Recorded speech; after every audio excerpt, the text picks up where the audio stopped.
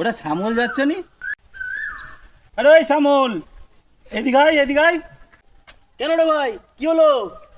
আরে আয় না, একবার আয় না, তোকে একটা কথা বলবো। আচ্ছা ঠিক আছে, আসছি।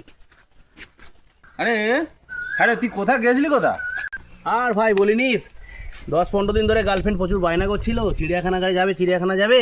সেই জন্য একটু ঘুরিয়ে আনলাম একটু গার্লফ্রেন্ডকে। ও আচ্ছা, তুই তো চিড়িয়াখানা গেছিলি? হ্যাঁ। তাহলে কটা পশুর আওয়াজ করতে বলবো, তুই করতে পারবি? বাহ, পারবো নি আমি। কর। তুই তাহলে বল, আমি তাহলে বলছি। আচ্ছা কই তুই বাঘের আওয়াজটা করে দেখা। বাহ, তাহলে কই এবার হাতির আওয়াজটা করে দেখা। বাহ, তুই তো পারিস বটে। তাহলে ভাই এবার কই লায়নের আওয়াজটা করে দেখা।